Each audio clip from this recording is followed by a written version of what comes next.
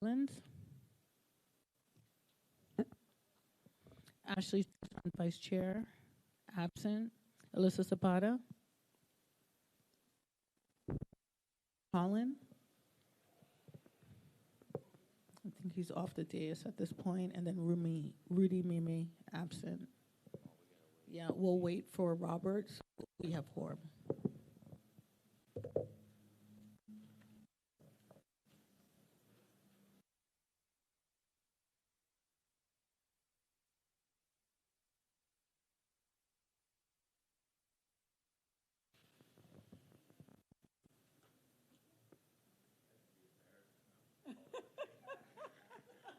While you're in the bathroom.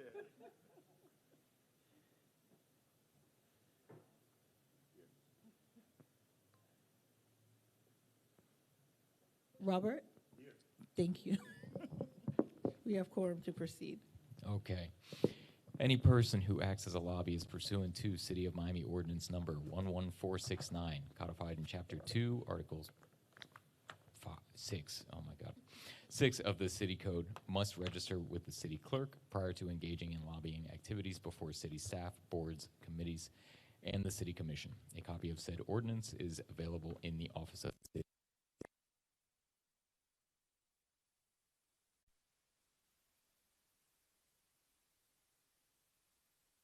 For not more than 2 minutes on any proposition before the board, unless continued or rescheduled. The opportunity to be heard may be at such later date before the board takes action on such proposition. The chair will advise the public when the public may have an opportunity to address the board during the public comment period or at any other designated time.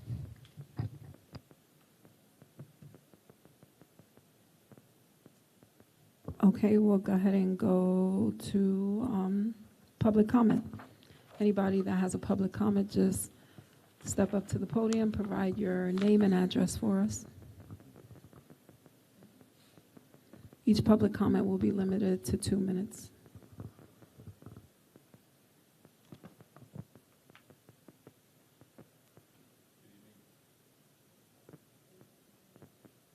Good evening. There we go. Good evening, Sean Wilt, Vice President, Magic City Innovation District. Just wanted to say thanks for all the hard work to get to this point and put all this together. We would like to ask that regardless of comments and inputs and everything that comes from the board tonight, that this item is not voted on to be passed as resolution tonight. We'd like the opportunity to fully review the document and all the exhibits and provide any of our recommendations and comments, being an instrument part and working with the Revitalization Trust and being a, key stakeholder in some of the things that happen here. We just like to make sure that our opinions and comments are heard as a part of the final vote and resolution for this. Thank you. Joanne, do they have a copy of the draft? Okay.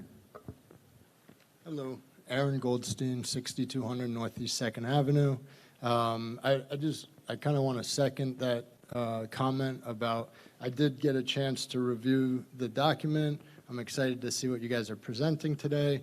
I know in public comment, usually we get a chance to speak, but then the presentations happen afterwards. So I wasn't sure if we were going to get a chance to speak again and to interact with the package that was delivered. And I do second that idea of not voting on it tonight, but to give us more opportunity to kind of flush this out and to discuss it amongst the stakeholders and community. I also want to just say thank you guys for the last meeting. We had a successful presentation. I do want to thank Joanne for working with us, and I think we're getting to a good place for the Midgard Holdings and to try to, actuate some of the ideas that are here in the playbook. So thank you guys for your help. And because you read the document, do you have any comments regarding it?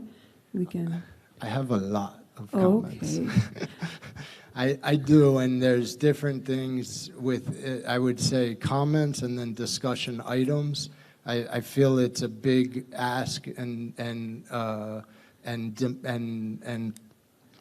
duties that fall on the trust with what you guys are requesting to be, overseeing here. And I have a lot of questions that relate to that, but then also with the design and development standards. And I know that there's a lot of new opportunities within the different county, city, state, and now we have the Little Haiti Trust guidelines, and to see like what were things that, you know, not just a one-sided thought process, but to actually, you know, look into how is this going to affect real investment in the area and what you guys are looking to really accomplish, and is what you're setting out to do here going to actually do that, or is it going to create more, you know, other problems that we don't see, you know? So that was it. Any other public comments? Joanne, I know we're going to, because this is a very inclusive document, we want to make sure that our constituents, the residents, everyone is heard. I know we usually do public comment and then have the presentation, but I think it's definitely a discussion point.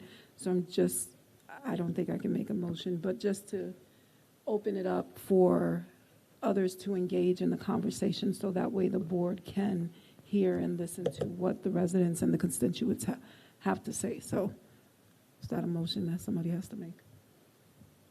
I'm happy to try and help out. Just to give you a little guidance. Thank you. So you'll close the public comment period now, have the presentation, and then we would need a motion from either board member, right, to reopen. Okay, perfect. All right. So I'm happy to make a motion to reopen public comment, to make it an interactive meeting with the key stakeholders. I'm going to close it first. Yeah. that are here. So when it comes back I up, thought we did thank you. close it.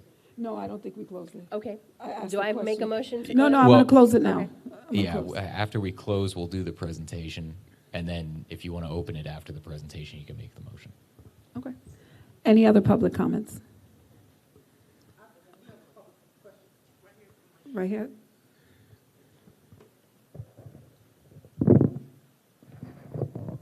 Yeah, my name is Carl, and my question is whether the boundaries have been etched in stone, because we know that the neighborhood where you once found the Haitian community spanned south to 36th Street, north to somewhere around 108th, depending on who you ask.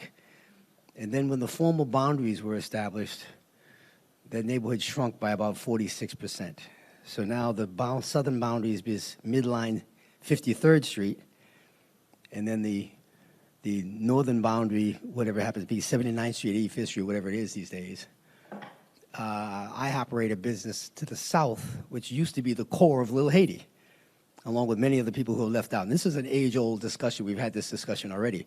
So I just wanted to revisit it to find out if anything has changed, or whether or not there's a possibility for me to be able to file the application for the grants and low-interest loans and things of that nature because of the history of us being in Little Haiti before it had its new formal boundaries. So that's kind of a roundabout way of asking whether or not I'm now currently eligible to apply for some of the funding that's been made available through the trust.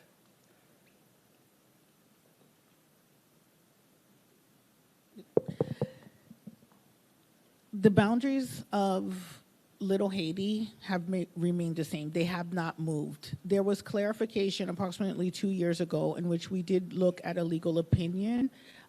It turns out that they were interpreting the ordinance wrong that established our boundaries. However, the boundaries have not changed. So when it says mid-block, it refers to between 53rd Street and 54th Street. However, both sides of 54th Street are inclusive.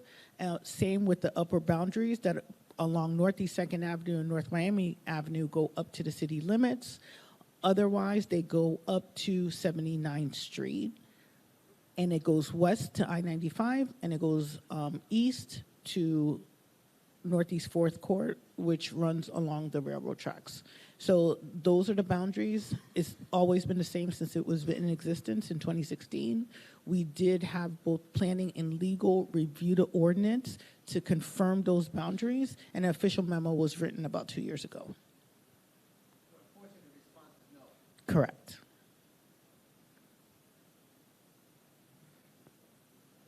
You're welcome.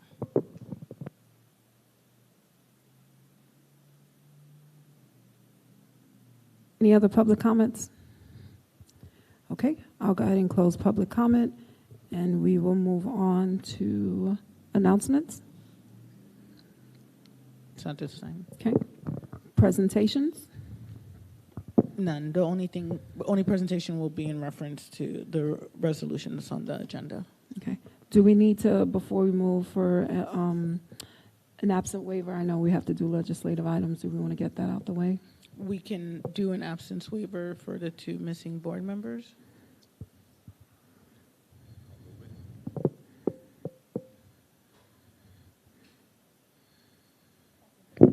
All those in favor? Aye. Okay. All right, so we'll move to presentations. Yes, so I'm going to invite Irvin Augustine up of Urban Impact Lab, and I will be working alongside him. Yeah, sure. I take your microphone. And there's going to be a presentation that's, I believe, that's on the television behind you, and then this is the clicker. Yeah. I'm fine sitting right here. I'm totally fine. Because again, you guys are going to be watching the screen, and I think that'll be the most important part. How you doing, everybody? Good to be here. As Joanne was saying, my name is Irvin Augustine with the Urban Impact Lab, and I was actually really excited to come back to Little Haiti. It's been a long time for me as a resident to really just kind of see Little Haiti coming back and being revitalized the way it is. So I was excited to connect with Joanne. But for a little context, the company name is Urban Impact Lab, and we work on projects to make cities better places to live. And that's why we're definitely happy to be part of this with you. And I was going to hand it over to you to kick us off. Sure. I'm just wanted to say that I know that we received public comment tonight about the opportunity. I think we've been on a long road to get here. It's been 2 years since we've been working on this strategic plan. And so this is an opportunity for us to present to the board an action book that's based on the FIU strategic plan. It provided us with the foundation of the long term of where it is that we want to go.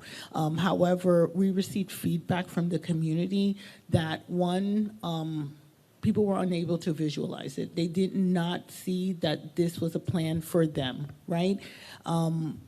It was hard to find buy-in because the goals were so lofty that it wasn't easy to visualize from where we are now to where we're going. And it didn't seem specific for our neighborhood that you could take the plan and go to any other neighborhood and incorporate it. So we hope to be able to address that today through establishing this action plan. Tonight, we're hoping that we can gather feedback from both the board and the community, that there'll be, as always, a time for us to then do an official showing of this to the community and get further impact before we adopt it and move forward. As people have alluded to, there are a lot of lofty goals, but this action plan isn't set in stone. We have to also acknowledge that the document has to be fluid enough to deal, because there's a lot of things that are outside of our control. And so we can have a focus that we want to move to, but we may not be able to get there. Yeah. You want to put the laptop here? Yeah, this is really just more so you can see it. But, I was actually curious, how many folks here actually saw the original FIU Metropolitan Study? Oh, great. And that's one of the things I'd really love to get your feedback and thoughts on it as well, because just for me personally, when I was reading it, everything that Joanne was talking about, it set some really great vision. It's fed me a lot of great data. But then for you guys as residents and business owners here, I'm just curious for yourselves how you connected with it as well. So it'd be great to get the feedback and thoughts from you as things move forward. And so that's the first thing, like I mentioned out when we started talking with Joanne and the team. There wasn't a clear implementation for many of the things that the data information that they showed. Our goal in working with the team and reading a lot of feedback that she's gathered from the residents, also from the work that they've already accomplished and done, we wanted to create a guide, an action plan, basically a roadmap that actually shows the path as opposed to just the destination. Okay.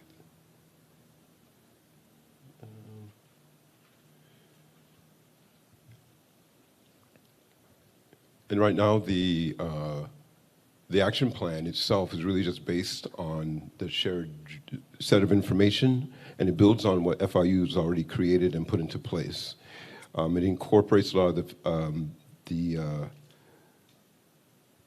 feedback, as I mentioned, but also it's not really meant to be just a high-level book. It's really meant to be something that they use daily. So I was trying to hit a midpoint between identifying the goals, but then also creating a path forward, but then also having tools in the handbook that help speak to the actual steps that need to happen, whether it be tools to reach out to the community, having identifying frameworks that the small businesses can connect with and work with, having other tools in place like the stakeholders can also, just creating all those things so it's a little bit more uniform and standard. So wherever you are in the neighborhood and connecting to Little Haiti, there's a process in place. So it's less about having to have a constant conversation on everything. So it's simpler to connect and you know how to move things forward.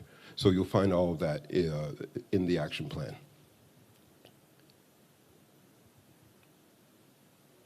And the goal, of course, was also just to make it inclusive and also based in the vision of the trust and based around the culture in Little Haiti. And the goal is to, again, make it the goal is to make Little Haiti a thriving place. And that's where a lot of the steps that we include in here stem from.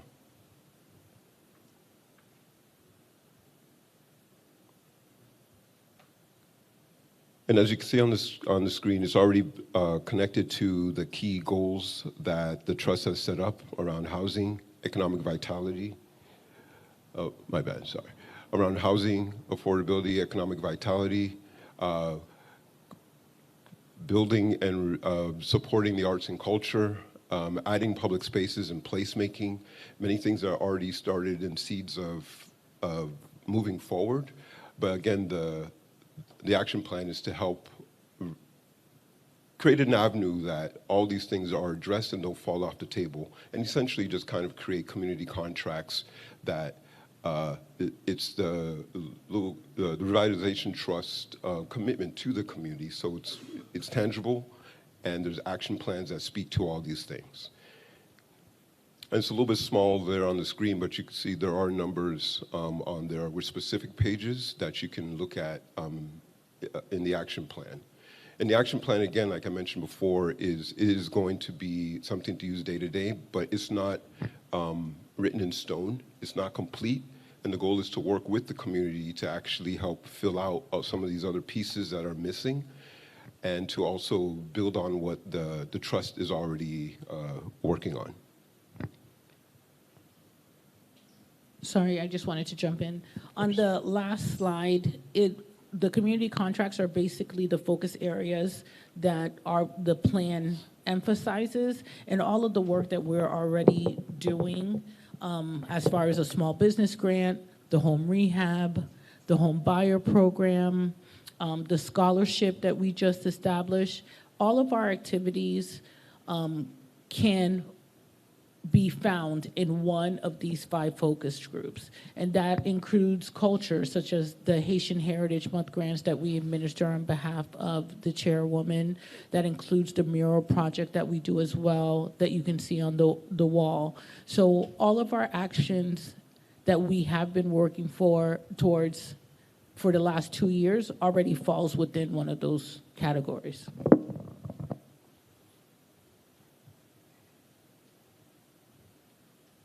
And one of the interesting, kind of surprising things I found that, again, this piece was in the FIU guidebook. This was a great data point to understand, because I didn't realize how much of the funding was coming through and having some of these numbers identified. So just really kind of understanding the impact of these things. And so the first category is around housing. Everyone's familiar with the challenge and the issue, 60% cost burden, rising rents, and just kind of understanding the approach between either going for the larger developers or supporting the smaller approach with of smaller homeowners. But in the end, I think the way Joanne and the team are thinking about it, in the end, it's going to take both. Like, how do you start leveraging and creating opportunities for the smaller developers and the current homeowners to increase their property values, bring in different types of income, but then also set the stage and the space for when the developers come in. There is also space for them, but it doesn't automatically push out and cause displacement, because if you take a balanced approach and you plan for it, there's some things you can help mitigate a lot of that risk. You don't get rid of everything, but the goal is to mitigate and address some of that risk while you can. When he's done, but we'll let her answer. We have to reopen You can make a public quick, comment. if you want, just make a quick note. I'll be more than happy to answer. Reference to MHFA, is that the source of the information? The developers, homeowners, and the whole issue of community health as well? MHFA is So- the Miami Homes for All organization. So, Carl, just to answer your question, we're not referencing that information. We're referencing the playbook. That's number one. But also the second thing I would just like to clarify is that, as Alyssa stated, public comment is closed. We are going to reopen public comment at the end of the presentation, and then you'll be able to answer and ask any questions at that time. Thank you.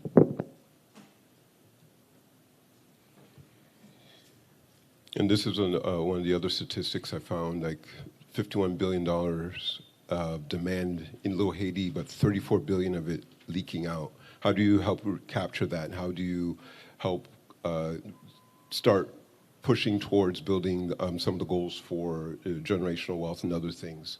And how do you help start keeping a lot more of those dollars in the community as well? Arts and cultures, we already touched on. How do you connect and protect and grow? How do you help support the artists and the residencies that are here, create more venues, and to leverage a lot of the events that are happening in and around the surrounding area here in Miami? Many of those things can and should be happening here in Little Haiti as well.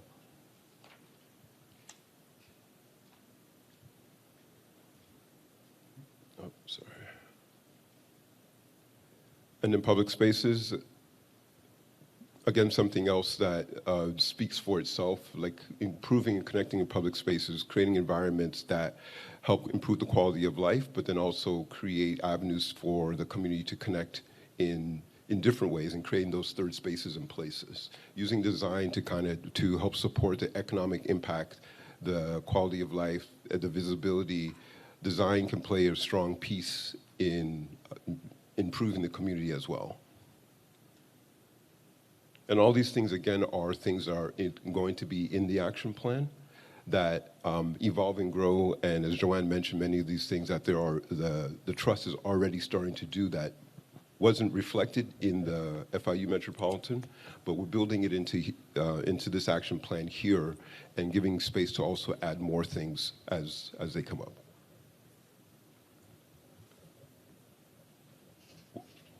We're all familiar with the challenge.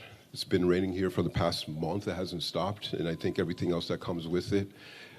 How do we start putting things to start to address the resiliency, helping the current homeowners and the small businesses to be more resilient and provide infrastructure and structure, bringing in policies that small business owners can use, and also the residents as well, but also putting policies in place that speak to those things to kind of help raise dollars to fund those things. And in the end, the goal is to make this action plan, this guidebook, more of an accountability tool that's more related to the specific things that are happening on the ground here in Little Haiti, and to also create an avenue for the entire community to move forward and to be part of the process as well. And that's pretty much it. And I'd be more than happy to take any questions you guys have.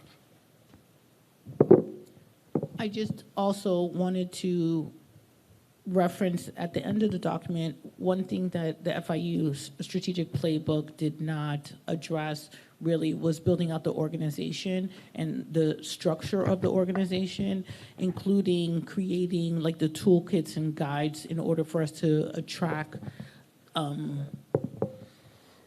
whether it's developers or small business owners or the families or whoever the target audience is of the plan. So I thought that was important. It talks about the need for us to create a fundraising plan in order for us to be able to get additional dollars in order to have unrestricted funds to achieve some of our goals. One thing in this action plan that was not addressed was the design standard guidelines that were created by FIU. I think that it was important for us to separate and create a strategic playbook and then go back to the design guidelines and figure it out. At the point, we're trying to do both simultaneously, and we weren't providing enough attention to each of the items. So I think that in order for us to be able to move forward, we need to be able to separate those two and address one at a time. So I wanted to make a note of that as well.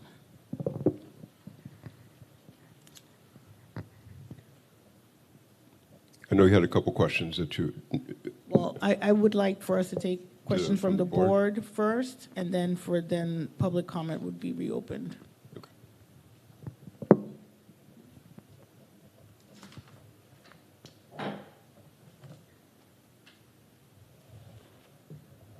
Not that I can motion for public comment, but I think we want to go ahead and do public comment first.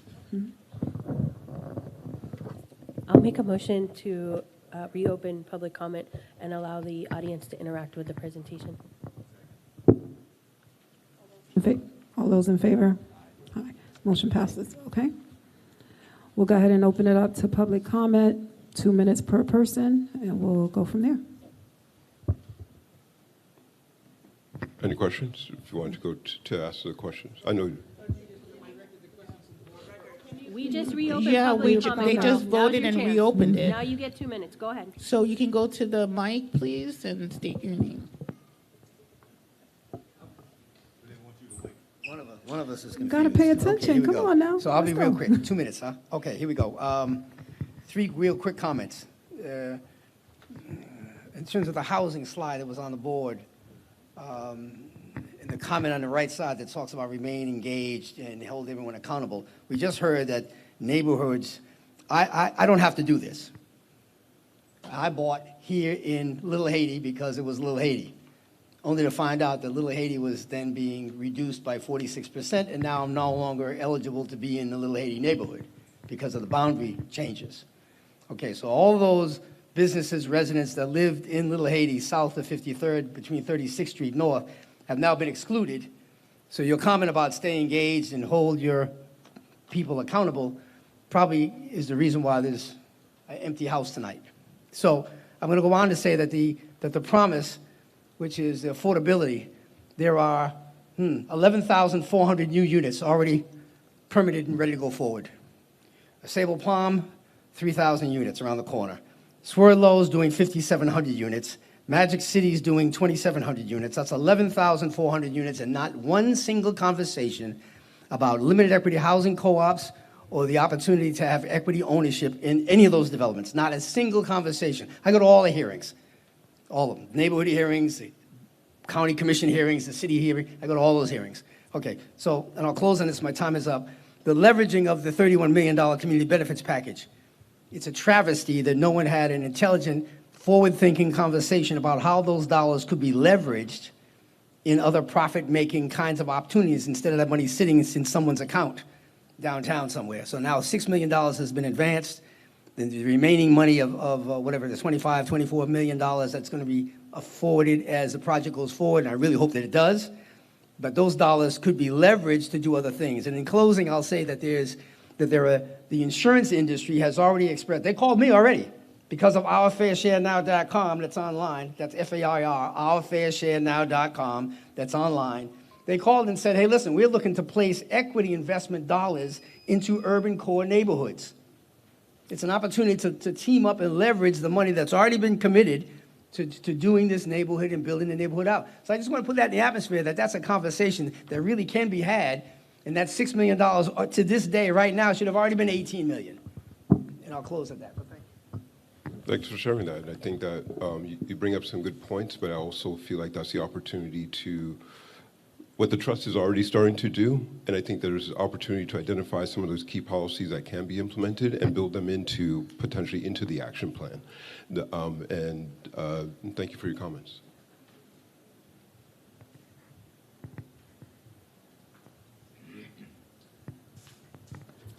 I just want to, for opening it up to public comment, we are here to talk about the strategic plan. So specifically based on the presentation and the strategic plan that has been presented, please make sure your public comments are focused on what is on the agenda for this evening.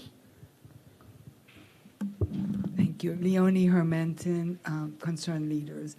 I was sort of surprised. I thought it was going to be more because I saw Aaron's thick document, so I thought there was going to be more of a presentation. But my concern, and thank you, my concern is the language. You know, I'd like to know who's the audience, because some of this language, the way it's used, sort of obfuscates the reality of the community, right? So if you look at challenge 60% cost burden, rising rent speculation, you know, if I'm from this neighborhood, I may not necessarily speak the language of developers or planners, and I will not necessarily understand how that relates to me. And if you move forward, the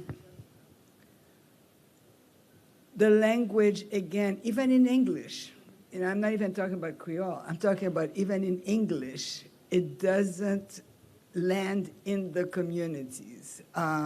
If you're talking about 51% demand, 34% leakage, what does that mean? I have no clue. What does it mean in terms of me, in terms of how I live my life, in terms of my opportunities for jobs? Does it mean that even if you give money to somebody to come and do something, the money goes to Broward, the money goes elsewhere?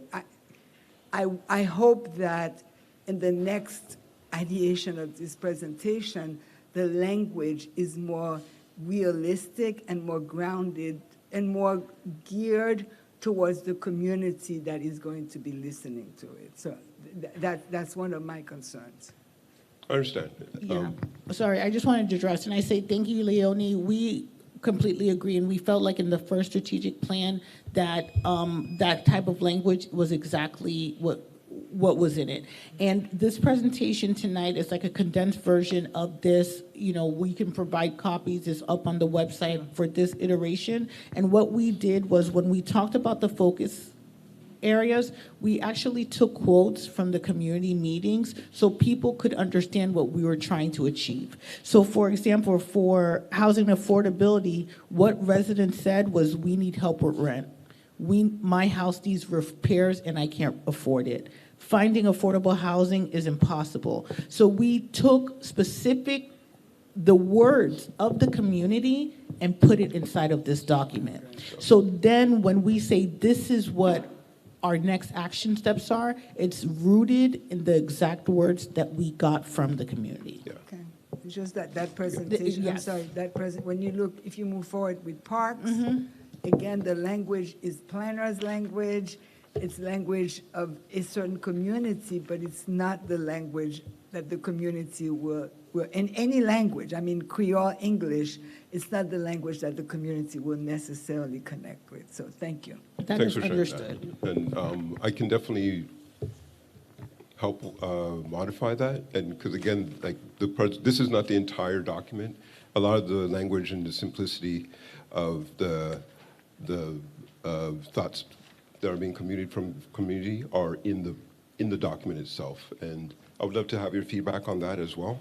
And if you want to take a look at it too.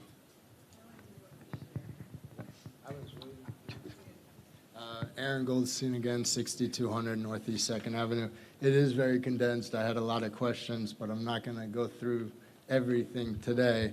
I do, first of all, I think a lot of the stuff we see on the screen, 60% cost burden, it's like Little Haiti. It's not, alone to Little Haiti. This is county-wide. It's nationwide. We have a big affordability issue and cost burden on our housing. So it's something that, if you look at Little Haiti, I would say we're over that number. It goes deeper here. So there's things that I think we all have to look at and think about on a future and larger scale. I do have so many comments and questions from this. I'd be happy to circle the big offline book, with but you if you no, want to share those. I would say they're all specific to specific points, but the one question I wanted to get up and ask is, it's said to be a living, like kind of moving mechanism here. And what would be the process to make adjustments to it once it is voted into like the system and you have a new partner that knocks on the door? Because, and one thing for me is I'd love to see the trust as a resource for developers, investors, and the community as a place that we come to for resources, for opportunities, and for incentives to do. And as a developer myself, there is, not everybody just does things by merit. You do invite investment by incentivizing. There's a lot of opportunities out there. The RTZ program, the TOD, the city just came out with something to, kind of combat with the Live Local. I would say Little Haiti Trust, we should be thinking of not only what do we want to see, but how do we invite it in a strategic way that incentivizes the stuff that we have, and what are we kind of giving back? But my main question was, how do we change it once it's in? There's if I could speak to it, I started creating a set of frameworks in the appendix of the document, so we could. One of them, I forget which one off the top of my head right now, but there is one to suggest and bring documents, bring information to the trust and share things that you find. And I'll work with them to clarify what the process is. Like once a suggestion or idea is received, does it go by the board or does it need, so I can help refine that process, but we are thinking about that. And she has mentioned it a couple of times in terms of how do we move things forward in that sense? Once we receive information from whichever source, whether from all stakeholders, it's creating a process where it's more streamlined but clear. Okay. Yeah, no, I'm familiar with some of the processes, and some of them take a very long time. So when we look at trying to introduce new and excited and momentum-based things, we want to be able to implement it like when it's ready. So. So the only thing I'm going to say, if not now, then when? Because we have been on this strategic playbook, this master plan for 2 years, right? So if there is a comment specifically, now I know we do have to concede to the 2 minutes, but at least give us, because you've read the document, I mean, the comments that are being made are very general. I mean, I hear, yes, about common language. The last reiteration of this playbook, to me, unless you had some type of degree in some type of planning, zoning, it was very hard to understand. I think this version may be on the other side of the spectrum where it's too infantile, but I think there's an opportunity for us. We may not get to it one by one, but please provide us your feedback, because we are making decisions based on your feedback. So this is a special board meeting. We held this meeting just for the only agenda item as the playbook. So this is your opportunity, because if not now, then when? Because then we'll be here for another year, 2 years, talking about that we didn't get to the strategic playbook, and Little Haiti, the trust is continuing to operate with no true form. So.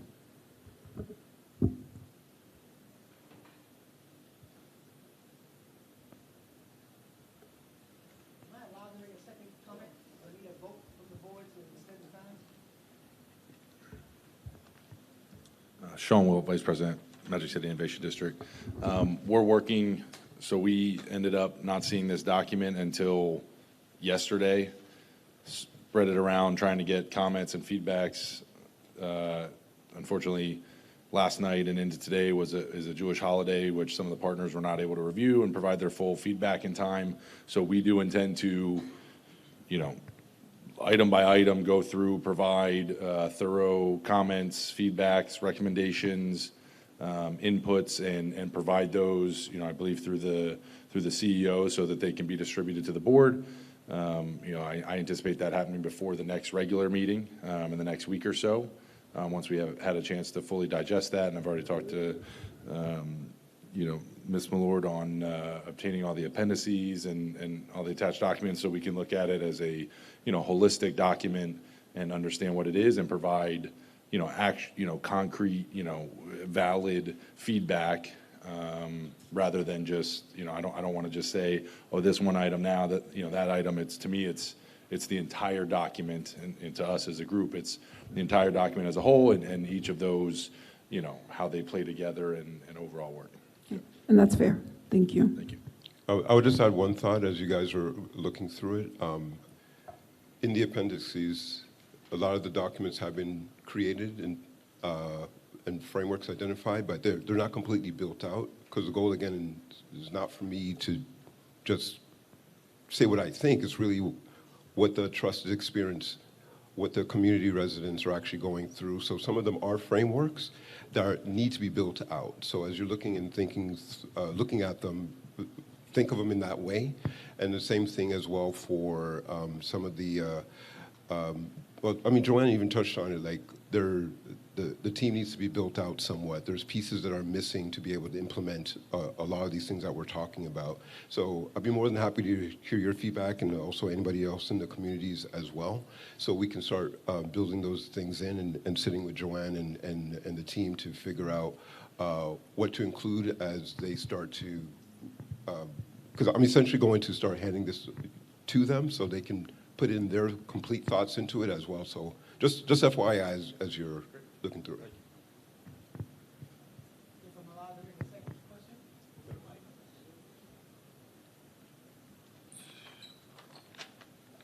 I'd like to press the issue of the question that was asked about the working live document and it being adjustable over time, and perhaps being able to revisit and address some of the issues that are Yes. that are unclear. Mm-hmm. If I may, let me shift gears for just a minute and talk about the actual consequence of that not taking place, about following with what the promise was that was on the board about listening and holding people accountable. The consequence right now, there are 68 foreclosures in what used to be Little Haiti. I'm talking about the extended 33127 zip code, because Little Haiti borders on 2 zip codes, I understand. So I'm saying to you that the consequence is there are 68 pre-foreclosures traveling through the court right now. And the majority of those happen to be older homeowners, an older population that's been here for many years, but because of the cost of repairs and so forth, whatever the reason is, those houses are now being taken. Right? My next door neighbor, it troubles me to even have to tell the story, but next door neighbor who lost her property, didn't have any heirs to come in and take over, lost the property to a foreclosure because of cost. That property was demolished. It's now one of 11 properties that they're building these new little ice cube structures with 1,400 square feet on each side. So I'm saying to you that the consequence of not being able to address the issues that are very disturbing. A mainstay of Little Haiti, when I first arrived here, the mainstay was a hardware store on Northwest 2nd Avenue. It's now been excluded from Little Haiti. That property was foreclosed on and taken because the people couldn't get access to capital. The family could not get access. So I'm giving you just as one example, and I can stand here and give you a dozen examples just like that one, because the new boundaries cut off a good portion of the Haitian community that operated between here, the new boundary, and 36th Street. I only talk about the south end because I'm not that familiar with the north end, but I'm sure the same circumstances exist there. So if you could respond to the question that was asked as to when we have, if not now, when is the opportunity to address these issues that are now seemingly etched in stone, where the question of accountability has gone out the window. It's no longer even available to be challenged. If I may, I want to address a few things. One, on the boundaries. I'm assuming that the legislation that created this trust had its boundaries included in the legislation. And I think that's what Joanne was talking about, was the middle of the road, so on and so forth. It was the 54th and the 79th. But that was in the original legislation, so maybe it did not, it was not? No, sir. Those Now, boundaries just, didn't exist. hold on, let's see what's in the legislation. So first, Little Haiti was established with its boundaries. People in general always refer to Little Haiti according to what was, back in the day, they had net offices for the city. And the city just took a map and it separated Little Haiti, and you went to your local net office. Little Haiti had a net office, and the Little Haiti boundary net office started on 36th Street, and it went to the city limits. So everybody, for them, believed that Little Haiti, that was the boundaries. When they did the research and planning to determine what the boundaries should be, they looked and saw what areas already historically had names or homeowners associations. For example, Buena Vista. Buena Vista's been around. They carved out all of these other neighborhoods and officially designated the boundaries of Little Haiti in 2016. It was afterwards that the trust was created, I believe it was 2019, after the Magic City SAP was already signed. Who Because is they?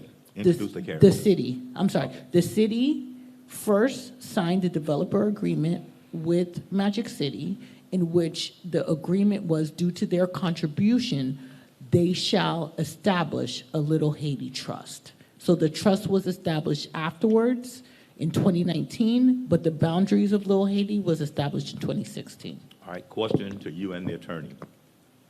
Does this trust have the authority to expand the boundaries? No. So that authority would have to come from the city, correct? Right, it would have to come from the city commission. All right, so that question, now you know where it needs to go. That has to go to the city. We don't have that authority. It was the city that established the boundaries. That's what I was trying to get to. It wasn't us. It was the city that established it. So that's where you have to go. If it is to be amended, it will be over our head. So just letting you know that, okay? I'm big on, when we do presentations, there's two things that I always capture in my mind before I do a presentation. Who's my audience, and what do I want their takeaways to be? And I think since we've gone through all of this work on the strategic plan, we have to find a way to bring the presentation down to a very pedestrian conversation that people understand that we have tried to capture everything that they wanted in this plan and try to safeguard it as best we can, but also with the full understanding to the community that we don't have full control over this, even as this little small trust with $30 million in it. That's that's not even a drop in the bucket. It's less than a drop in the bucket. And so I don't want people to have this false sense that developments, the Swirlo project gets developed whether we support it or not. Some of the other projects in the city or whatever, they get supported whether we support them or not. What we're trying to do as best we can is to come up with a document that can be given to the city and the county, the planning departments, and say, this particular community has kind of looked at some of the development in their community, and this is how they would like to see it developed. But I want to be very honest with everybody. They can have this document and do something totally counter to that. The only thing that we can control is the few little dollars that we have to impact some equity in something or to get something done. That's the only thing we really control, other than a soapbox, which is what a lot of this is a soapbox that you hope you get the elected officials to bite into, the planning directors and others to bite into it. So I don't want to give this false sense that whatever we develop here, that people can't ultimately end up probably doing something outside of this. But our job is to try to make it so community-centered that people who are doing business in the community recognize that if I need community support, I need to address some of these things that that community has said, because oftentimes zoning applications require community support. And so if I'm adhering to some of the policies that this community has already etched out, that should give me some leeway in understanding the community and what they want to see developed. And so I think it's important as we do this presentation, we do that. And we had a lot of folk that were here that had input into this last time. I would love to see those folk invited back in the next few weeks and to see the presentation on the strategic plan from a pedestrian angle so they can give you the buy-in. And I would ask those developers who express some concern to put your concerns in writing if you can back to us so we can digest that as well. And I ask those community folk who still have some additional ideas of ways that equity and all these other things can be included based on some of the stuff you see in there, write those things down and give us those ideas as well. We're here to try to see how best we can fashion something that works. There's only so much power we're going to have as a community board. But I think if we put something together that is very serious and it actually is doable, I think people will say, you know what, I like that we can work with that. Is it going to cure every problem?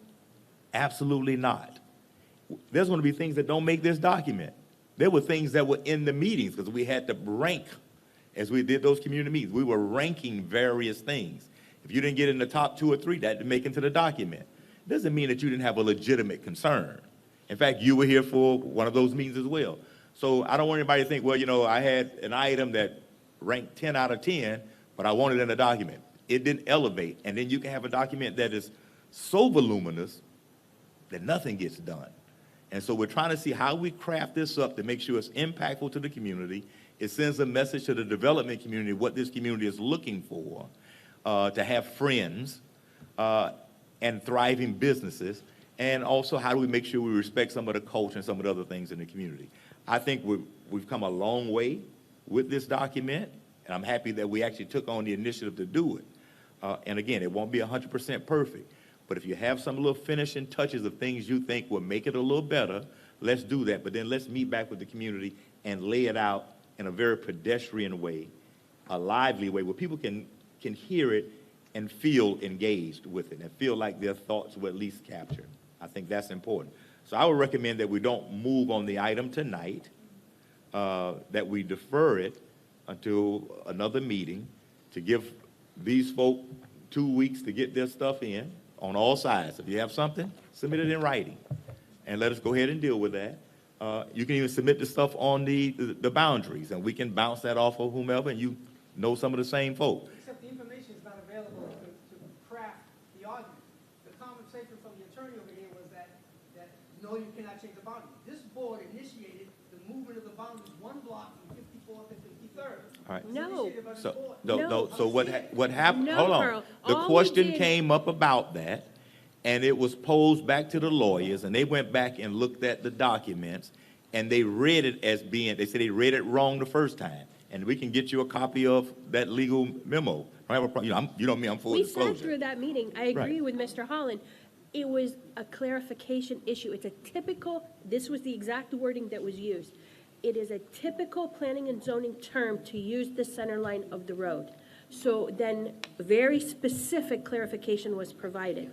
That's it. Nothing was moved, nothing was changed. There was no additions of blocks or deletions of blocks. It used to be 54th Street center line, and it turned into 53rd Street center line. No, it's still 54th It's Street. 54th Street, but the center line is a typical term.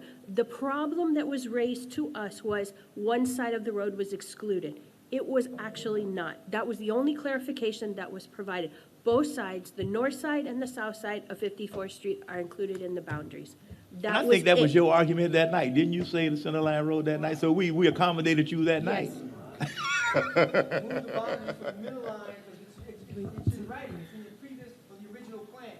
The midline 54th Street, everything on the south side was excluded. Who knew that you were gonna move the boundary from midline 54th to midline 53rd and exclude everybody? Nobody to the moved south it. of that? Nobody moved it. Clarity was provided.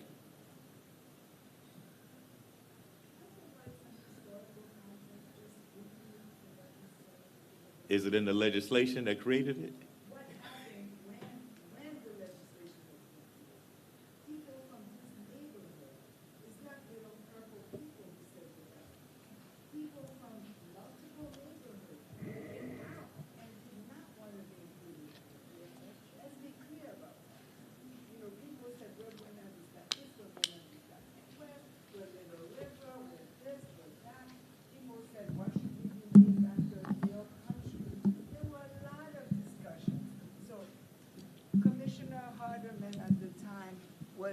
vilified for creating boundaries about Little Haiti. So let's just be clear about the history. It's not a conspiracy, conspiracies against Little Haiti. It is people who came out in droves. And for all of us who were there, There was people bussed to City Hall.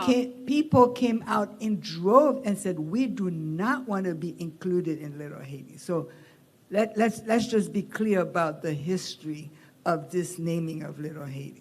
So There was much debate just over the want to say names that to it be was used. residents, it was legacy people, a bunch of people who said, my mama wasn't buried in Little Haiti, she was buried in Lemon City. There was a whole lot of pushback against being included within the boundaries of Little Haiti.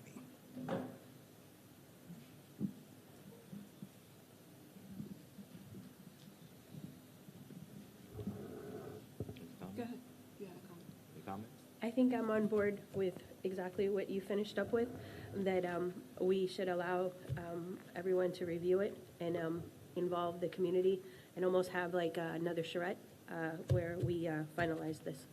I'm on board with your suggestion, and I do have some comments, but at this point tonight, it's piecemeal, and I'd rather, try to formalize it either in an email or in a document where I can communicate it a little more clearly, because I took notes, but at this point, it's, just here and there. And I was just going to say, just in reading the document for me, when you're presenting to anyone, as Robert stated, you have to know your audience. And I think you have to put things in buckets so it's a little bit more digestible. So what truly is the framework and the intent of this document? Can we put it in what we would possibly call like pillars or buckets? So we know when we're talking, okay, we're talking about, I think it was I wrote it down here.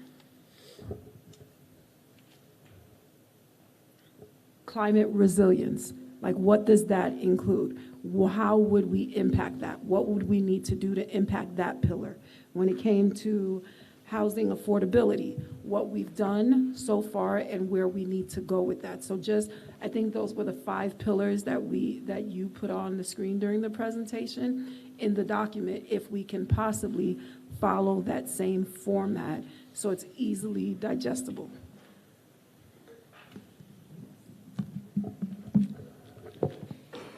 So we'll work on the presentation, we'll work on scheduling a community meeting. We're trying to find a balance from this complicated document that was the FIU definitely. Yeah, this Definitely. complicated document that was the strategic plan to now having this action plan. And, just like Leonie had mentioned, dumbing down the language. I'm sorry if that's not the proper term for me to use. I apologize. Yeah. But pedestrian, I apologize Layman's terms. sincerely. I was struggling too. And our next presentation can be as easy as looking at the 5 pillars, like you said, the 5 focus groups, what residents said in reference to those 5 focus groups, and then our suggestions on potential activities. And this is something I think that people need to look at this plan and said, because like Robert stated, we're not gonna be able to do everything. Number one, Robert, we don't have 30 million, we only have $6 million so far, so that even lessens what we're able to achieve. There could be potential items that we can try to or have goals on. So maybe the next slide these are the 5 pillars. This is what residents said, and these are potential ways for you to reach those goals that you have in those areas. But to answer your question, for example, about the climate resiliency, we are currently working with the Miami Foundation and doing that study on heat sensors. So we went out and deployed heat sensors to people's homes to actually measure to see how hot does it get during the summer in their homes. That's information that we know that this is what our residents are struggling with, right? And so that helps us to create and know, well, should we now establish a program that maybe helps people to get an air conditioner, in order for them to be able to sustain, we have to find programs to gather the information similar to the Miami Homes for All that came last week. there's an opportunity to be financially inclusive for small-time developers or emerging developers just based on people who own land. And I just want to say, Carl, I had a lady who came in today who lives in your neighborhood, which is south of 53rd, looking for information. She does not qualify for Little Haiti's home rehab, but the city has a home rehab. So anybody who comes through our door, we provided her with the application. We told her to let us know when she submits it, and we'll follow up with the city. So we try to assist people regardless of whether or not they're in our boundaries. But we didn't make the boundaries, and all we can do is provide the services. So we will try again. Because I would like for us to try to move forward, would we like to potentially throw out a date for a community meeting? We have our next meeting in October. Is it something that we'd like to try to plan before or afterwards? I think after 2 years, I would like for us to at least be a little bit on a stricter schedule to move forward. I mean, definitely, I think we should, when we talk about accountability, we have to hold ourselves accountable at all as well. We can't just keep prolonging it and prolonging it and prolonging it. So definitely, if we can come up with a schedule now for a community meeting, and then I think Robert provided some guidance for everybody that's here today. Please send back your feedback in 2 weeks. We can digest it at the board meeting. Go ahead and set the community meeting, and by November's meeting, we should be ready to say we're voting on this.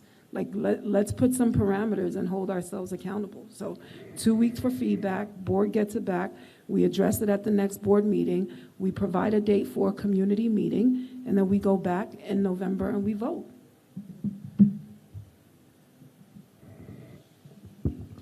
I'll make that motion. Motion for the November meeting. We'll receive all of the feedback prior to that from those who have additional interest.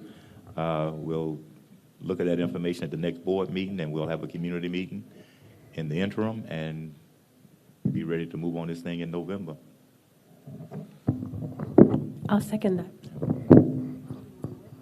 We're gonna decide on that date. All those in favor? Aye. Aye. So the question becomes, when can you guys set a community meeting that will give you the ability to have a great presentation ready in pedestrian terms and reach out to those folk who were engaged the last time? And don't forget, you have to give them parameters in that meeting as, we've gone through all of this other stuff. This is what the final report says, and this is how we're trying to implement it, blase, blase. So we'll make a commitment to, because everybody's on our contact information as far as MailChimp, we send texts, we send emails. We will email out the plan. We will create a jot form where people can provide their feedback online by completing that information so that we can receive feedback prior to, and we'll be able to provide that information to the board. And then as far as a date is concerned, we have our board meeting scheduled for October 14th. I'm not sure if you're looking to do that the week prior, the 7th, or the week after on the week of the 20th. I would do it afterwards, since you're waiting on comments to come back from others. That gives you a chance to look at those comments as well. Okay, so the week of the 20th? I'm fine with that. Yeah, I think that's fine. Yeah. Do you want us to, will you poll the board for a specific date, or maybe we? Sure, if can there's the just- three of you would like to try to confirm a date now, and then, I'm available the 21st and the 22nd. I think that's a Monday and a Tuesday. okay, can we do the 22nd? Because I'm trying to Yeah. plan our open house on That's the fine. 21st. I'm just out of the country on the 23rd, so. Okay, the 22nd, if we could please plan. I won't be here The from, 22nd is not a. Not good? Monday or Tuesday. What is it? Oh, it's the 20th. Oh, I'm sorry, no, this is the community meeting. This is the community What's meeting. the 23rd? 23rd is a Thursday, so you said Monday or Tuesday, so the 20th or 21st? It's 20th or 21st. Oh, so then can we do the 20th? That's a Monday. Yeah, I'm okay with that. I will not be here from the 20th through the 29th of October. So what about November 1st?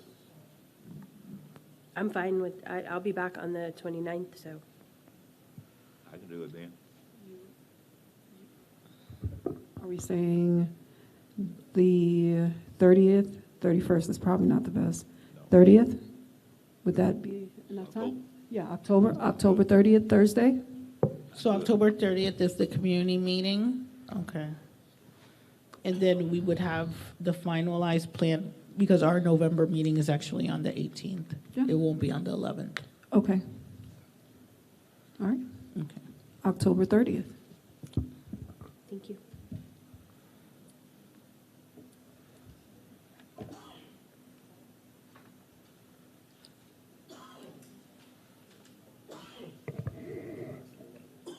Well, okay, go ahead. That's the $5 one, too. Is that motion to adjourn? I don't know. Is anything else? Was there anything else on the agenda? I was writing down dates. Let me see. So I just wanted to mention, I believe it was last week, I sent an email to the board with some documents attaching, showing our SOP, the last time that it was approved in June of 2024. All the additions that were added to both the standard operating procedures and the employee handbook. That document that was redlined and approved by the board in June 2024, that was attached to that email as well. I also sent a copy of the budget for the upcoming fiscal year that was already approved by the board as well. I just wanted to make sure that the board, if there were any questions in regards to items that were discussed at the previous meeting, and I wanted to provide that to everyone. So I hope everyone did receive my email, and I'm available to answer any questions if there's any questions now in regards to the SOP or the employee handbook or the next fiscal year budget. Any questions or comments from the board? I have none. Okay. Thank you. No problem. Just want to make sure that, as Joanne stated, if there's anything that needs to be clarified, please reach out to Joanne or bring it up during our board meeting so we can get clarification, because we should all be aligned and on the same page, and we have discussion points. So anything that needs to be discussed, clarified, please bring it up during our board meetings or contact Joanne for her to explain anything. Okay, I think meeting adjourned. Thank you.